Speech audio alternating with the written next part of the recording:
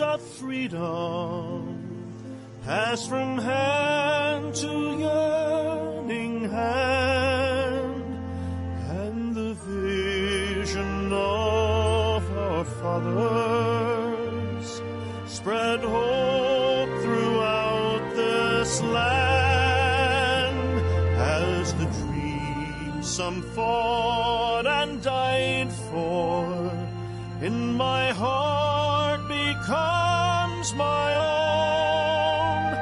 I will strive to keep her promise, America,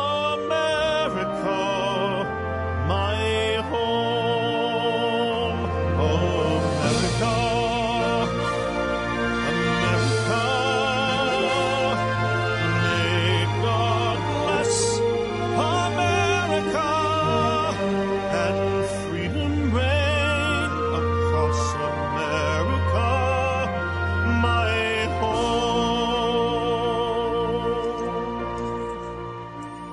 From the shorelines to the prairies, to the cities great and small, we have reaped the fruits of justice and liberty for all.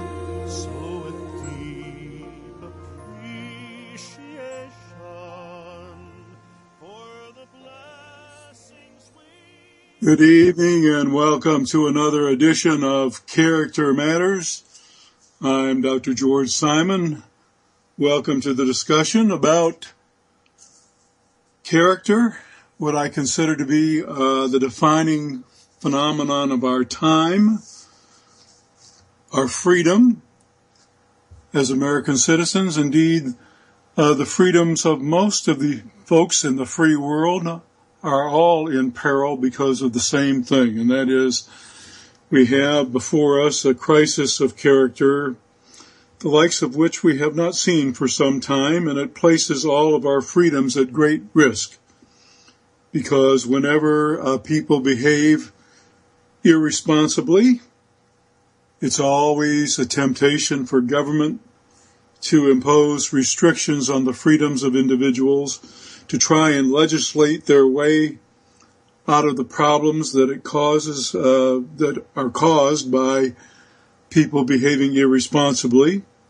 And that, of course, only burdens those individuals who are already behaving responsibly. You see, people who don't behave responsibly don't pay attention to the laws anyway. We can legislate all we want. We can pass as many restrictions as we want on the freedoms of individuals.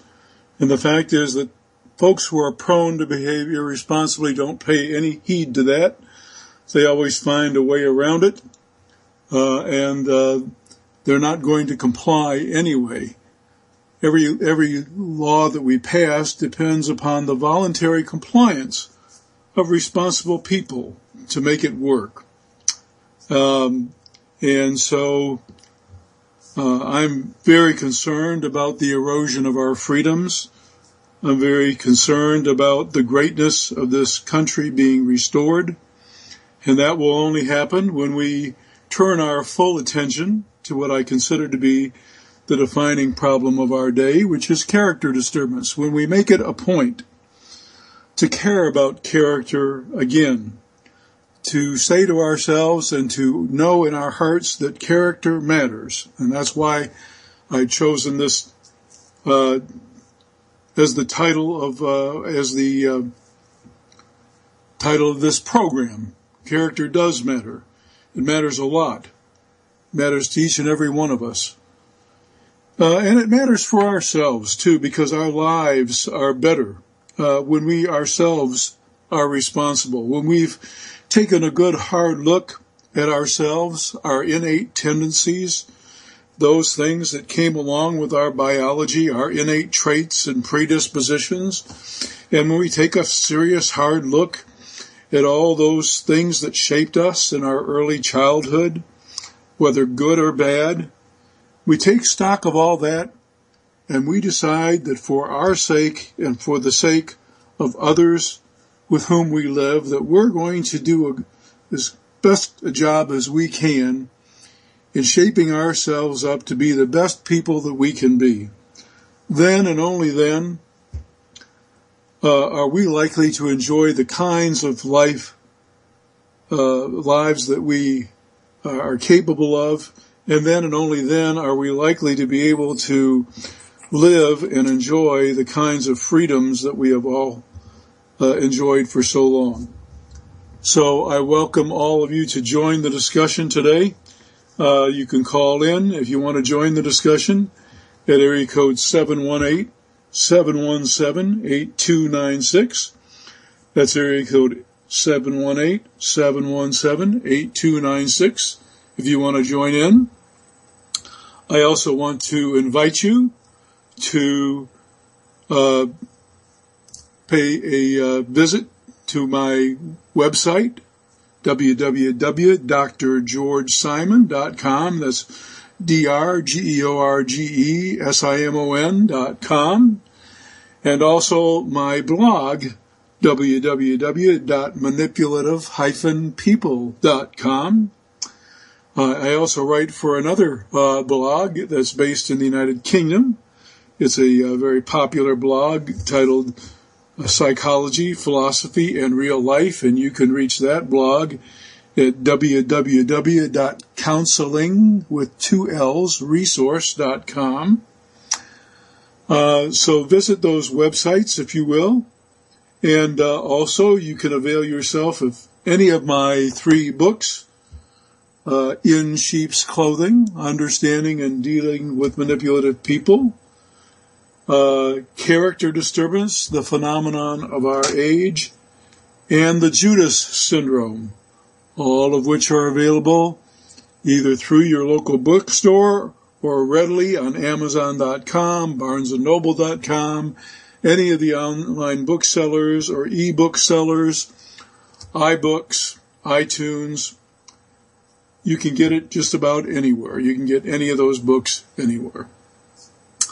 Last week we began a discussion on a group of personalities that I like to call the aggressive personalities, and we began a fairly in-depth discussion of 2 of the subtypes of the aggressive personality that I call the unbridled aggressive. This is the kind of personality that's been traditionally called antisocial, the more criminal type personality.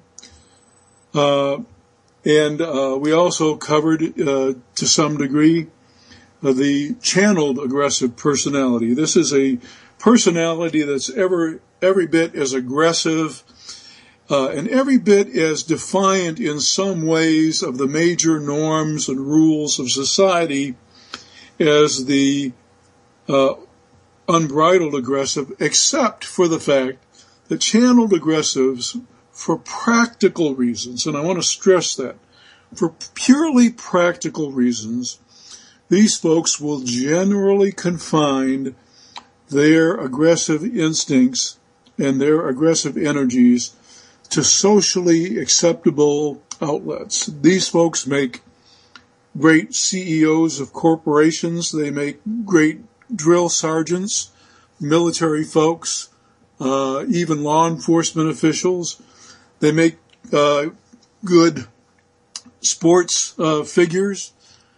And a caveat that I issued last week, I want to again reiterate, I am not saying here that everyone who goes into either the military or law enforcement or any field like that, or even professional sports, is necessarily one of these channeled aggressive personalities.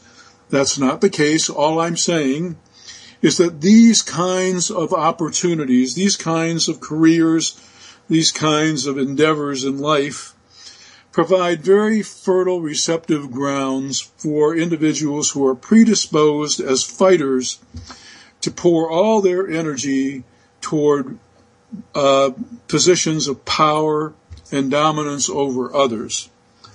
And whereas some folks, in an unbridled way,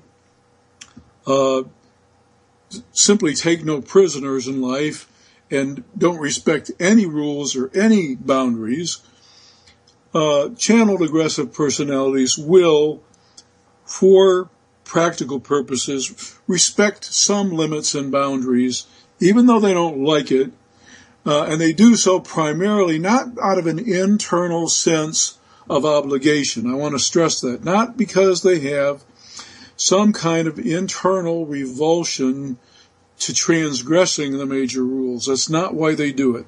They generally keep their aggression confined to more socially acceptable pursuits because they don't want to get sanctioned and they don't want their freedom curtailed.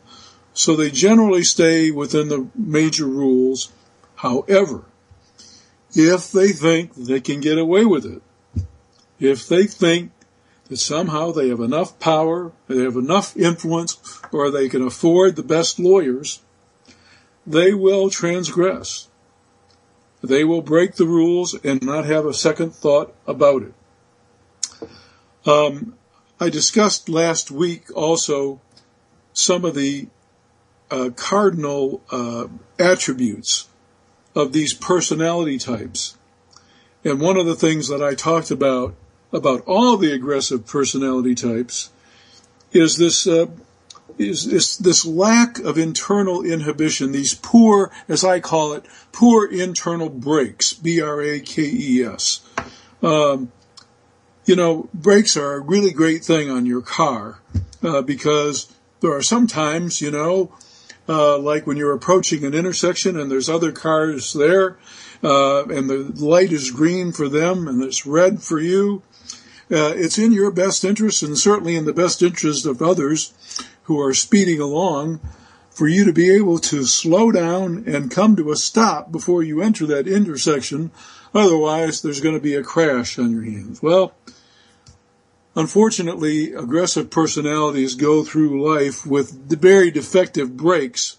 In some cases, no brakes at all. So when it comes time for them to need to arrest themselves, they can't do it. And we had begun to talk about this case over in South Africa that has made news lately because it's gone to trial, and the defense phase of the trial has just begun. And now the athlete who is affectionately, or has been affectionately known by the name the Blade Runner, because he runs on prosthetic legs shaped like blades. Oscar Pistorius is on trial for murdering his then girlfriend, Ms. Rifa Steenkamp, back a while, about a year and a half ago. And the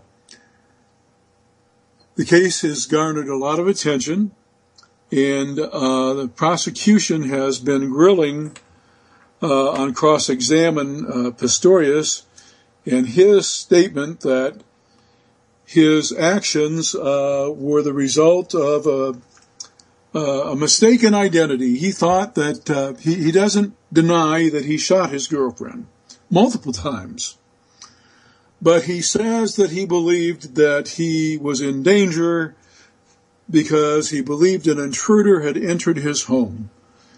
And as aggressive personalities are wont to do, especially channeled aggressive personalities, he shot first and thought later.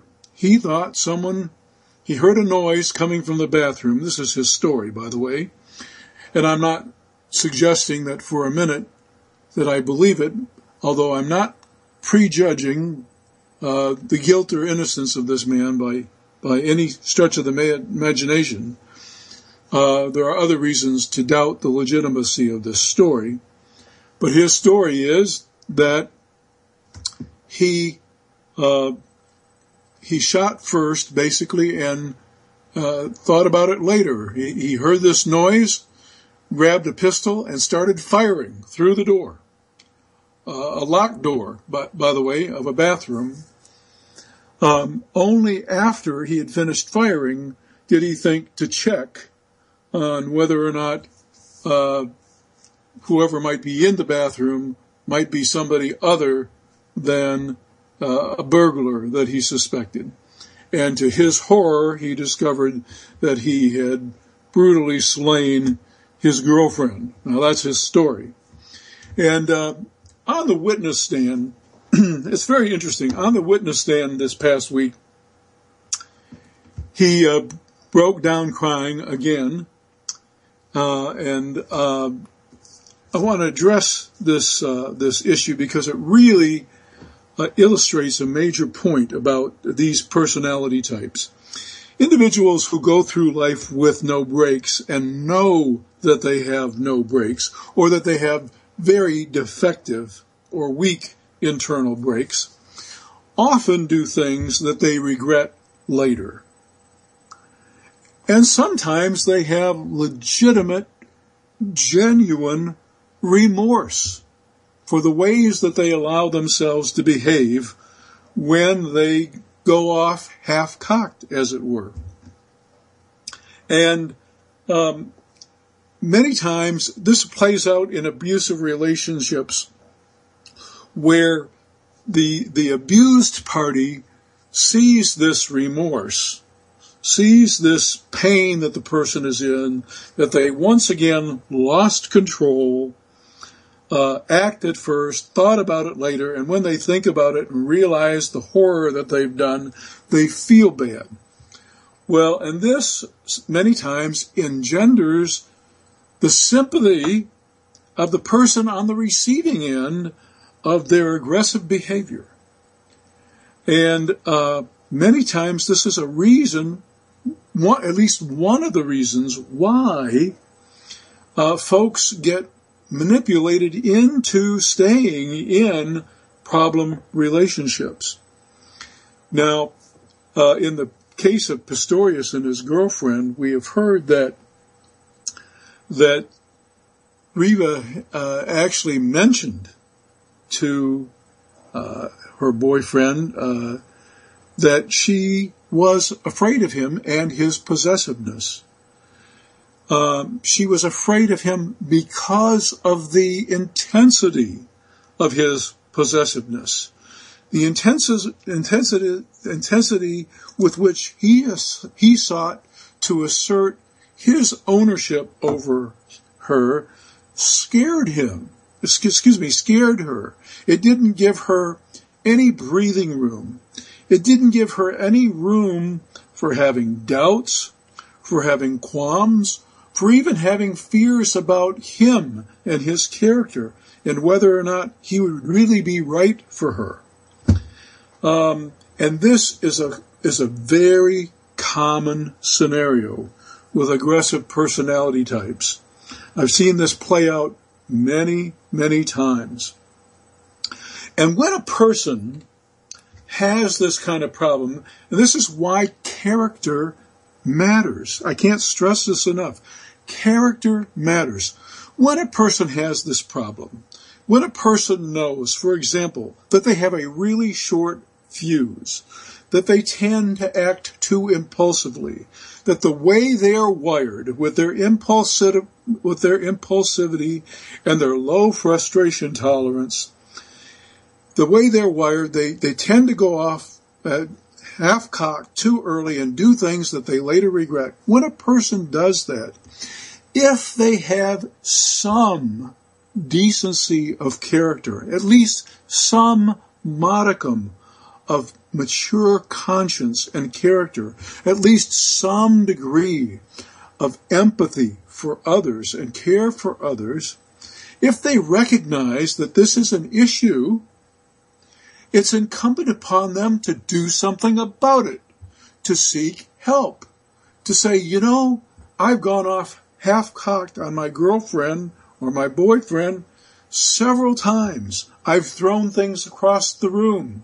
I've said things, horrible things, that I regretted later, really regretted, wish I hadn't done that. And I really want to try and stop that. What you don't see, however, with aggressive personalities is you don't see enough conscience, enough character development to really want to do anything about this. Not enough empathy is there. It's just part of this personality makeup. That's what character disturbances and character disorders are all about. And that's why I wrote my books. Folks have got to understand that. And I have to tell you, some of the psychology that's out there today does not address this appropriately. As a matter of fact, some of the psychology that's out there today that still lingers on from traditional old notions gives people the wrong idea about what makes most people tick. So that's why I wrote especially my two books, In Sheep's Clothing, Understanding and Dealing with Manipulative People, and Character Disturbance, the phenomenon of our age. Character disturbance is the phenomenon of our time, and this book will give you a way to understand just about every kind of character you can come into contact with in your life and explain what really makes them tick, what to have heads up for when trying to appraise their character, so that you don't end up in a relationship that is harmful or detrimental in some way to you. That's why I wrote the book, to give you a perspective with which to make better judgments about people and how to not only appraise their character, but also to help you so well understand their character and their modus operandi that you will be prepared to deal with them in the most empowered way possible.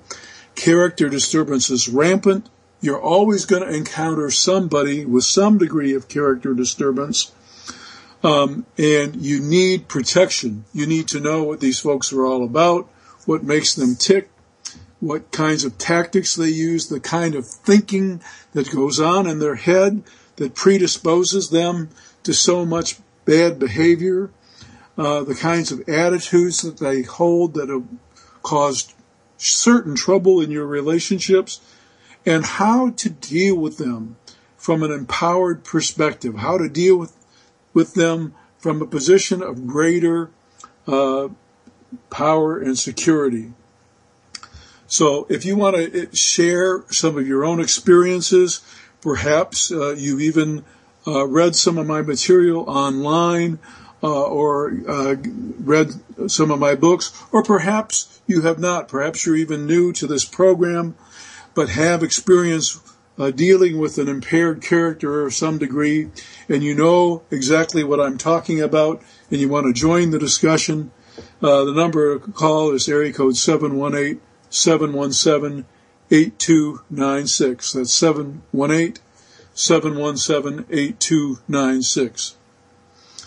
At any rate, back to this Pistorius case, I don't want to belabor the point, but I wanted to make the point that this after-the-fact remorse, I've seen a lot of commentary in the newspapers and on the blogs on the internet about how some folks think that the remorse is feigned in this case, that Pistorius is just hamming it up for the crowd and for the judge, and to manipulate and to manage those who might judge him and have the power to sentence him to either life in prison or a substantial prison term.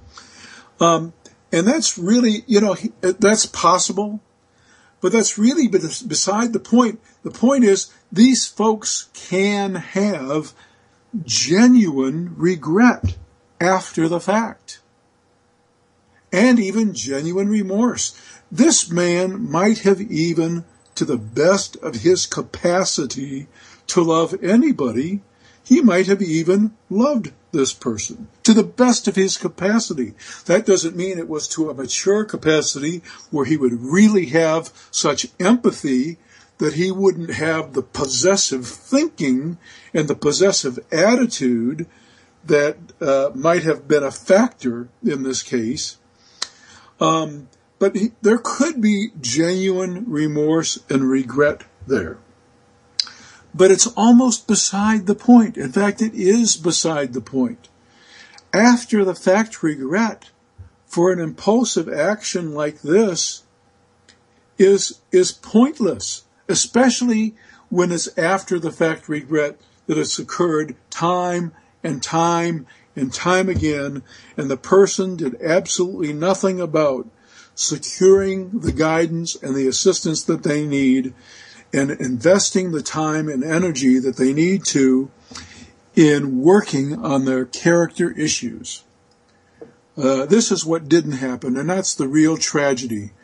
The real tragedy is that despite what could have been genuine remorse in this case, a person is still dead because we have an individual who had insufficient internal brakes to stop first and think about the other person before acting, and to get beyond that possessive thinking, that kind of thinking that allows a person to believe that the object of their desire is a possession to be held like an object, as opposed to a human being with their own legitimate wants and needs, and who's entitled to their own life, their own personal aspirations, and those aspirations might, in fact, not include them. And that's just the way it goes sometimes. But you know, aggressive personalities all share one thing in common, and that is there's one 2-letter word that sounds to them like a 4-letter word, and that's the word no. Aggressive personalities are determined to win. They're determined to have what they want when they want it. And they don't take no for an answer. No is what sets them on fire. They hear the word no, or even they sense the word no. Maybe they sense that the relationship is coming to an end because the other person can no longer tolerate their controllingness, their possessiveness, their determination to have their way, their unpredictability, their condescending ways, whatever it may be. And so maybe they just sense that the no is coming. Maybe they just sense that they're not going to be able to have what they think that they want. And that no to them is anathema. It's just something they're not willing to accept. If you'll recall from last week, one of the things that I mentioned, and I stress this in my book, for aggressive personalities in any situation in life, there are only 4 possible outcomes. The first is the thing that they prefer, and that is, I win, you lose. Everything in life is a contest for aggressive personalities. That's why they do so well in competitive sports, because everything in life to them is a challenge and a contest. A challenge and a contest that they're determined to win, to emerge the victor over. And so they see the world in that terms. And they see every situation in life in those terms. And the most favorable potential outcome for them is, I win, you lose. It gives them not only edification to think that they have gotten where they wanted to go, that they have achieved the goal that they wanted, but it also edifies them to think that they have gotten the better of you, that they have conquered you, that they have caused you to have to submit to them and to their dominance. So that's part and parcel of the aggressive personality, including the channeled aggressive personality. The second possible outcome in life, and one that they absolutely refuse to accept, is that you win and I lose. This is not something they're willing to accept. For one, it reflects badly on them because their image is that of warrior. They see themselves that way, and the last thing they want to think of themselves is as a loser. They're winners in their own minds. That's what they're all about, and they are not about to lose. So if a situation presents to them where it looks like you win and they lose, that is not something that they are going to accept very easily.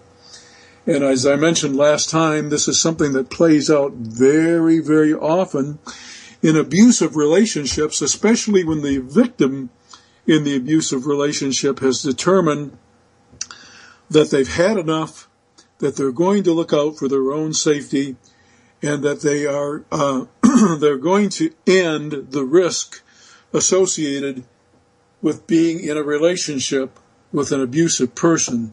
And so it's at that point when they have finally decided that they are breaking free of the grip, that they are declaring emotional independence, that they are going to assert their own needs, and that they are in fact going to, for the first time in their lives, win.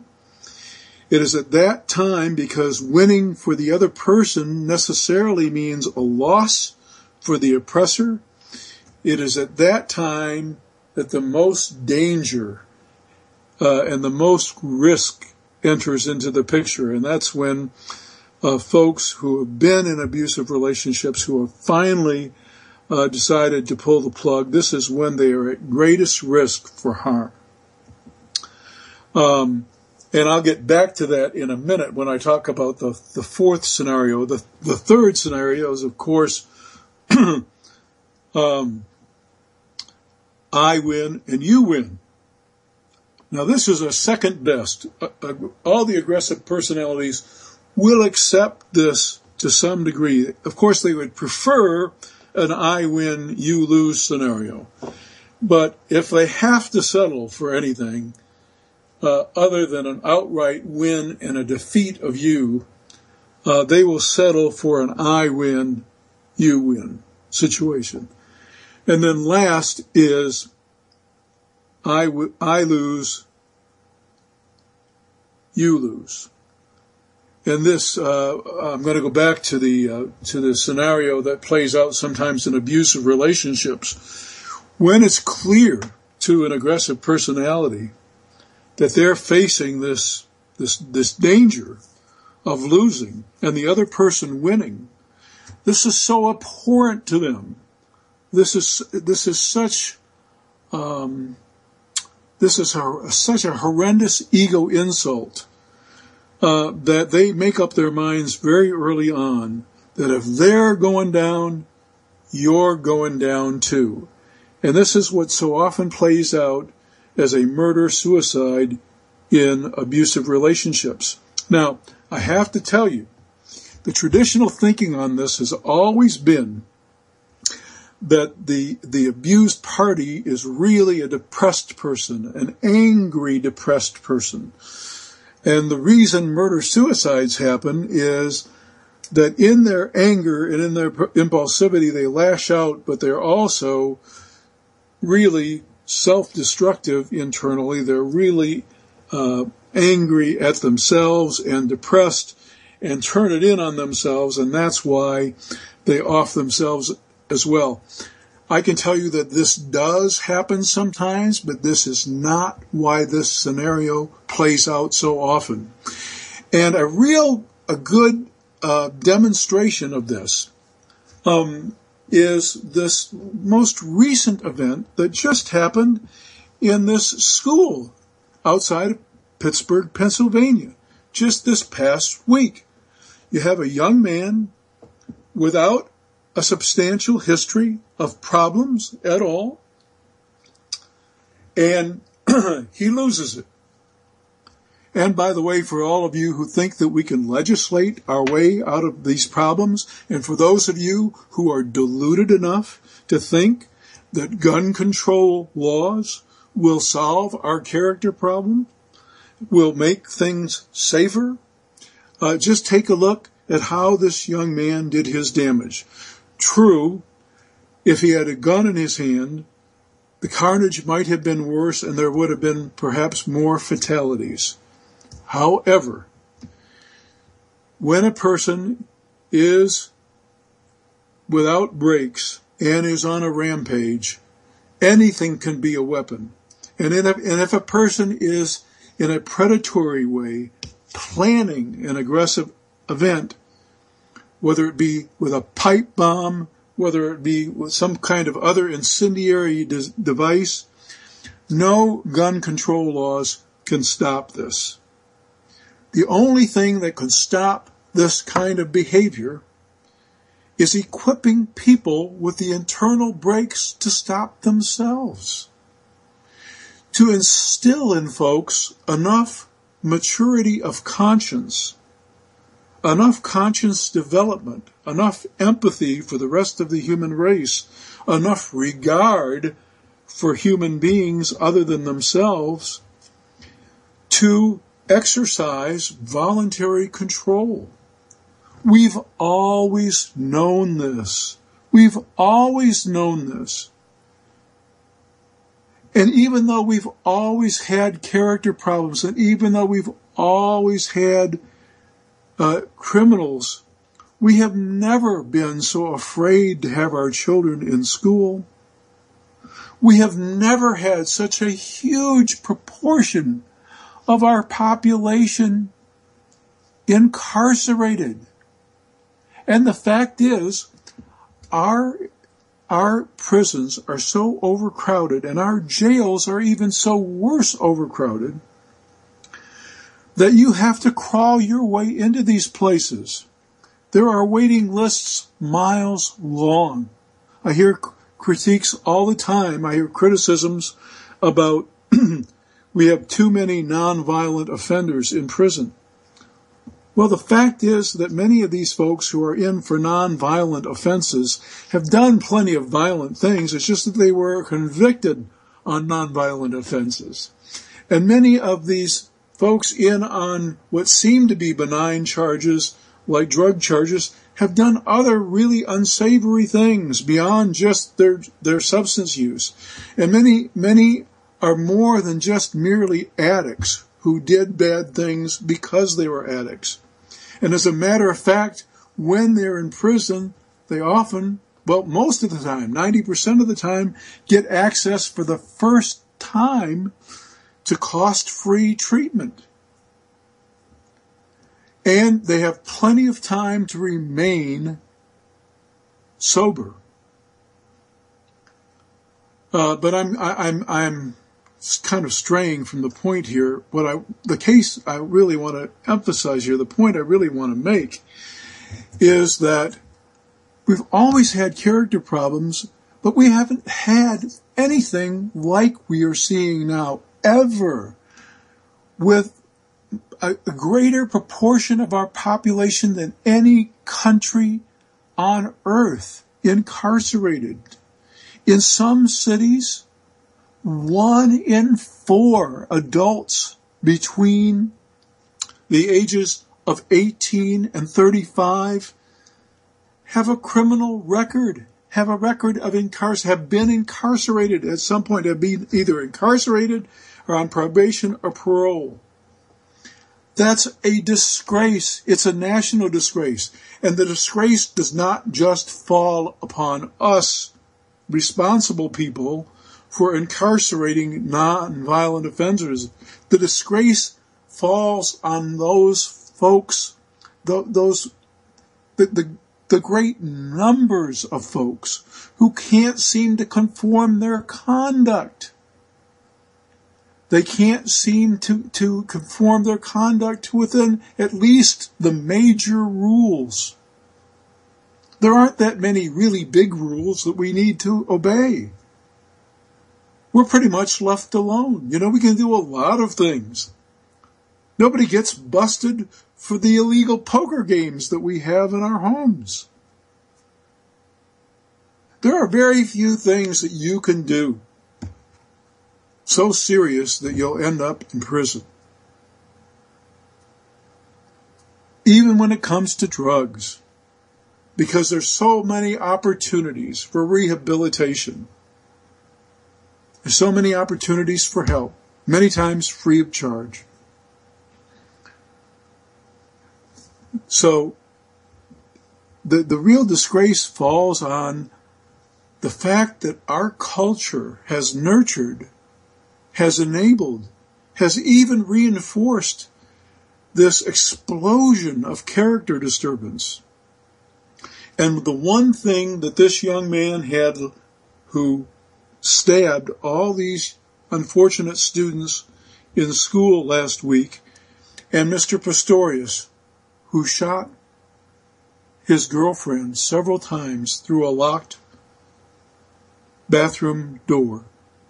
The one thing that both of these individuals have in common is they didn't have the internal controls when a stress appeared on the scene. Stress is no stranger to life. Stress is life's constant companion. All of us find ourselves in situations on a daily basis where we've had just about all we can take. All of us at some point feel like we could just kill somebody. All of us have been so angry we could just spit. All of us have felt the urge to break things.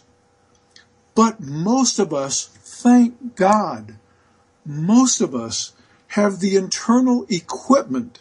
Most of us have the solidity of character that we can hold ourselves back. The tragedy that we're facing today is that so many people can't. This is a disaster. This is a worse. People are getting bent out of shape, and it is a tragedy.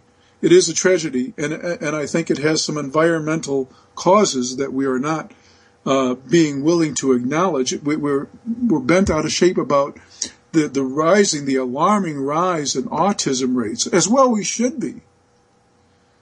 But as bad as it is that one in maybe 11 or 12 young men in certain locales may receive a diagnosis on the spectrum of autism, as bad as that is, think about 1 in 4 males between the ages of 18 and 25 having to have been incarcerated at some point in their life because they couldn't obey the major rules and because they couldn't control themselves.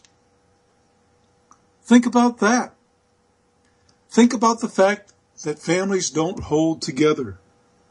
Think about the fact that our economy was laid waste not too long ago, completely laid waste by irresponsible characters on Wall Street and in the government.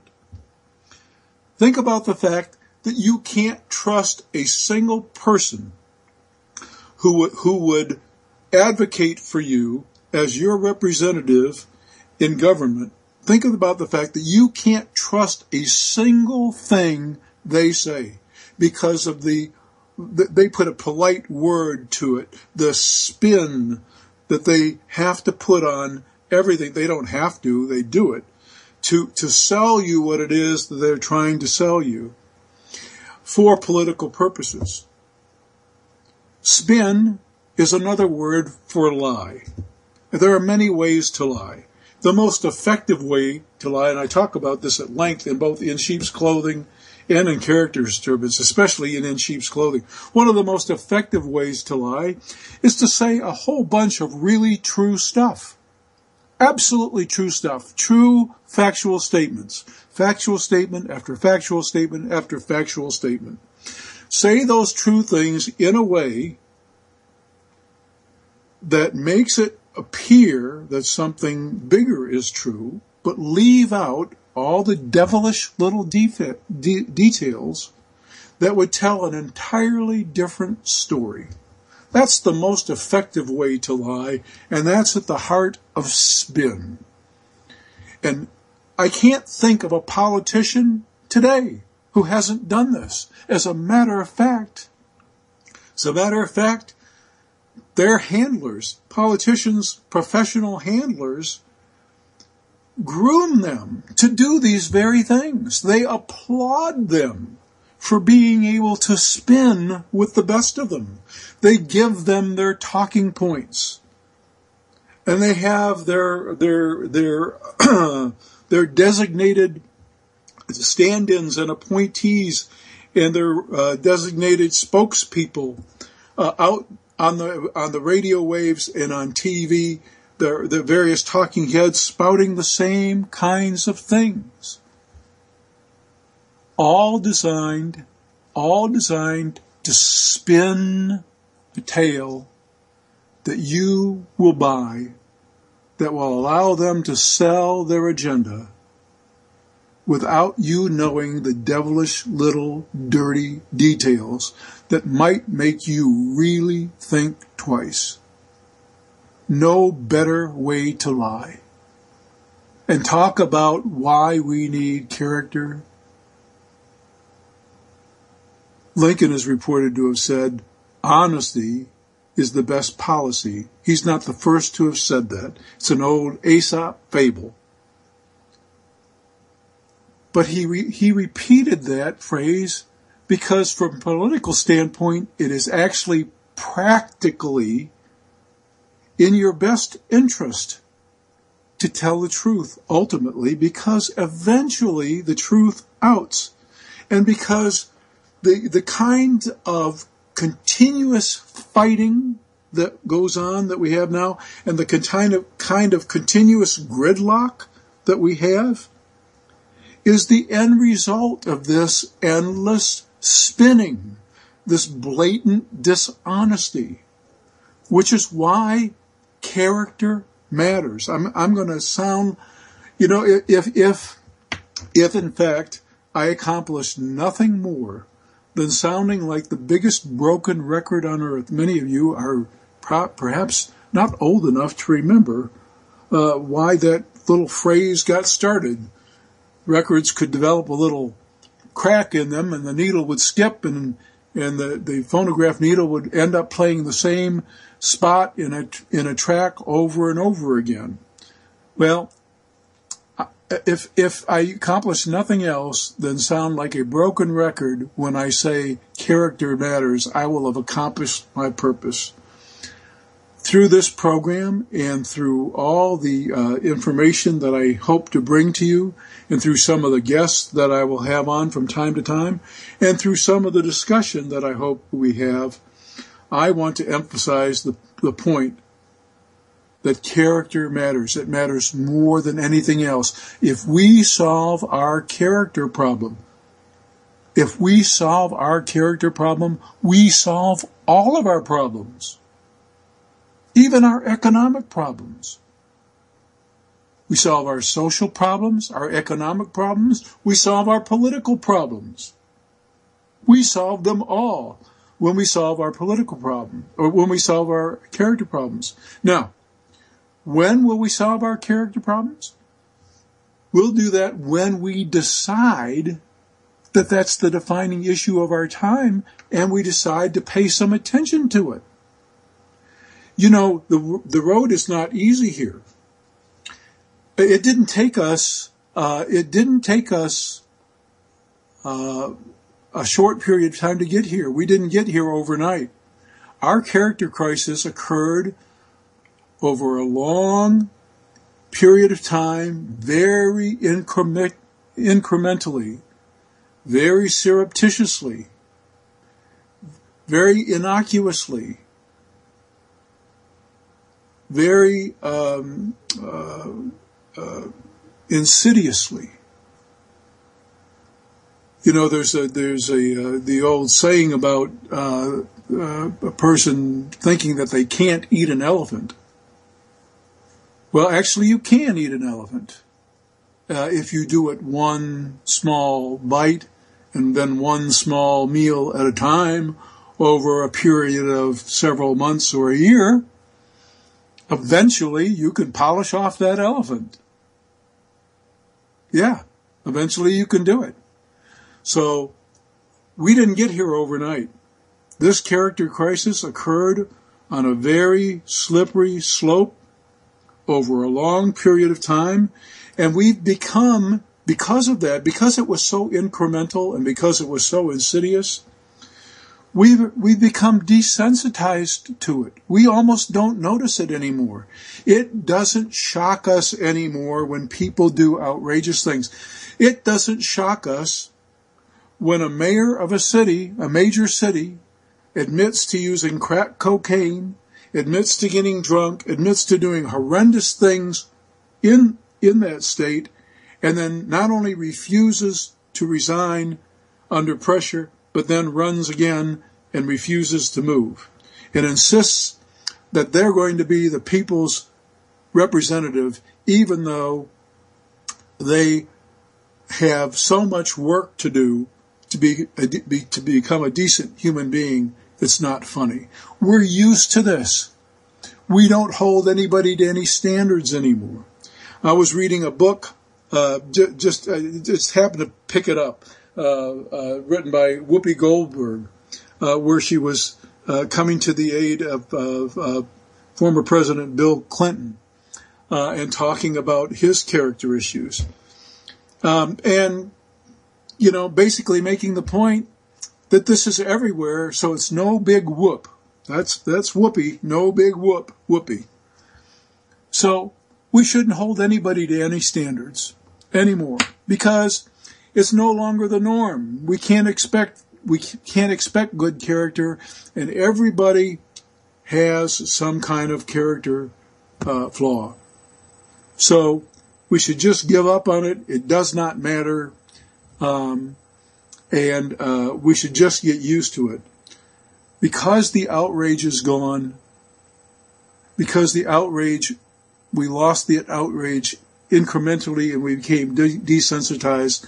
Now it's the defining phenomenon of our age. Well, I'm here to tell you, it doesn't matter what somebody says in a book. It doesn't even matter to me what somebody will try to demonstrate through research. And it doesn't matter what popular opinion holds. It doesn't matter to me. I've seen it firsthand. I've been on the front lines. As a helping professional for years, I have seen that people's lives are not a shipwreck so much because of their fears, hang-ups, insecurities, and other kinds of traditional psychological distress. These days, people's lives are a shipwreck, and our economy is a shipwreck, and our society is a shipwreck for one reason and one reason only, and that is because there are far too many individuals out there who do not have the integrity and the strength and the maturity of character to function as decent, responsible human beings anymore, or to exercise control over their impulses. And they may feel bad about it later. They may feel really, really bad. Just like Mr. Pistorius. Feels horrible. And he can't help but admit, he can't help admit this past week that perhaps he was too possessive. And perhaps he did not show the kind of regard for his girlfriend and for her feelings that he should have shown. He regrets that now, after the fact. And perhaps he was even too quick on the trigger.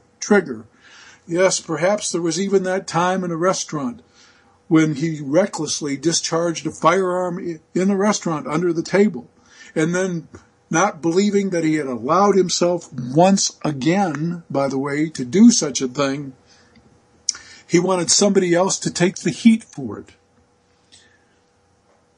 So he has regret, but he couldn't stop himself. He didn't stop himself. Nor did he, in the face of any of this behavior, did he ever seek out the kind of help or guidance that would have enabled him to perhaps develop some strength and some integrity of character to avoid the tragedy that befell his girlfriend on that fateful night when he may have gleaned something, maybe she said something, maybe she didn't respond in a way he was hoping, and that possessive side of him got really unnerved, and there was an altercation. Witnesses said they heard some shouting. She locks herself in the bathroom. She's afraid. She lets out a scream. He fires through the doorway, and only after he realizes, as the silence grows and it becomes clear that a life has been snuffed out, and as it becomes even more clear, and this is probably the thing that affected him greater, becomes clear that now he's done something that puts his freedom at risk. Remember, I said earlier that channeled aggressive personalities, this is exactly it with their conscience. It's not that they generally curtail their conduct, their aggressive urges, because they have this big sense of right and wrong and this desire to do right. That's not it. Generally, they keep their aggressive instincts under some degree of leash because they don't want to have their freedom curtailed. They don't want to be sanctioned. And this man, after he does what he does, while he may have some genuine remorse, and I'm not saying he didn't, he may have had some genuine remorse for snuffing out a human life, the greater regret would be that now his freedom is on the line. So what's the only option he's got if he's not going to spend the rest of his life in prison? The only option he's got is to play some kind of victim card. One of the great manipulation tactics that I outline in my book, In Sheep's Clothing. Well, we're going to have more on the aggressive personalities, especially next week. We're going to deal with the covert aggressive in greater depth and the predatory aggressive personality.